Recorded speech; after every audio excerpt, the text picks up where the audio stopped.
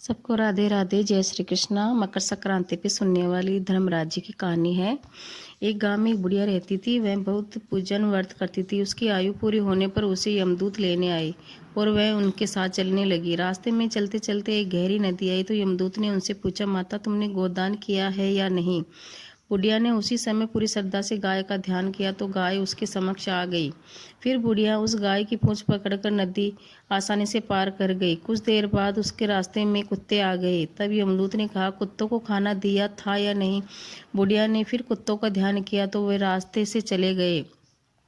बुढ़िया फिर से आगे बढ़ने लगी तो उसके रास्ते में कोए आ गए।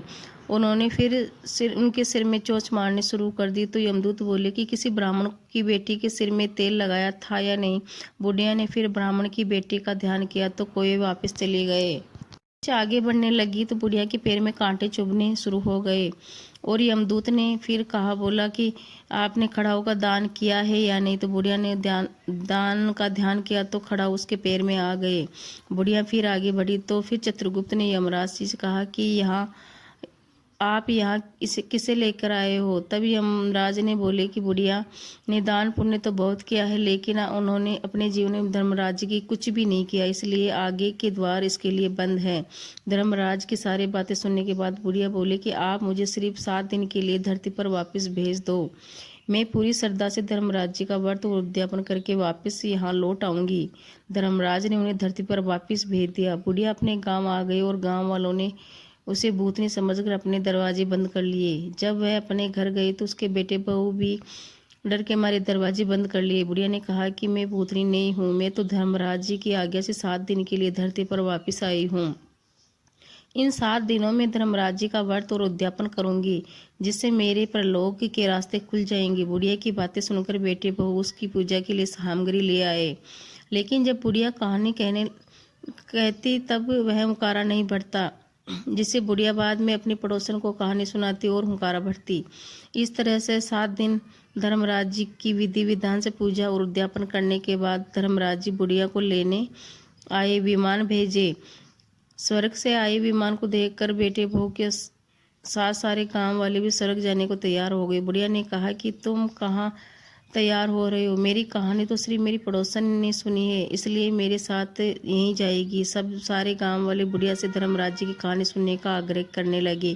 तब बुढ़िया उन्हें भी कहानी सुना देती। कहानी सुनने के बाद सभी गांव के लोग विमान में बैठकर स्वर्ग जाते हैं तो धर्मराज जी कहते हैं कि मैंने तो विमान केवल बुढ़िया के लिए ही भेजा था। तब बुढ़िया माई ने कहा कि हे धर्मराज जी महाराज, मैंने अपने जीवन में जो भी पुण्य किए हैं इसमें से आधा भाग मैं अपने गांव वालों को देना चाहती हूँ। इस तरह से धर्मराज जी ने ग्राम वासियों को भी स्वर्ग में जाने दिया। हे धर्मराज महाराज, जैसे आपने बुढ़िया और उसके सभी गाँव वालों को स्वर्ग में जगह दी, इसी तरह हमें भी देना। साथ ही कहानी सुनकर हुंकार भरने वाले को भी और कहानी सुनने कहने वाले को परलोक की जगह देना। बोलो धर्मराज भगवान की जय हो। धर्मराज जी के उद्यापन में क्या क्या लेना चाहिए? धर्मराज जी के उद्यापन में काठी, छतरी, टोकरी, टॉर्च, साड़ी, ब्लाउज का बेस, चप्पल, बाल्टी, रस्सी, 6 मोती, 6 मूंगा, यमराज की लोहे की मूर्ति, लोटे में शक्कर भरकर 5 बर्तन, धर्मराज जी के सोने की मूर्ति, चांदी का चांद, सोने का सूरज, चांदी का साँटा ब्राह्मण को दान देना चाहिए।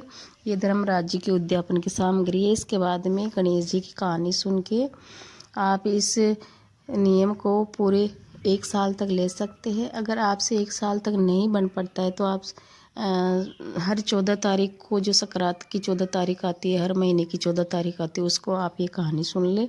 और ये नियम भी नहीं बनता तो 1.25 महीने सुन के आप इसको विश्राम दे के जब अगली संक्रांत को 1.25 महीना रह जाए तब इसका नियम लेके आप इसका धर्मराज जी की कहानी का उद्यापन कर सकते हैं। बोलो धर्मराज भगवान की जय।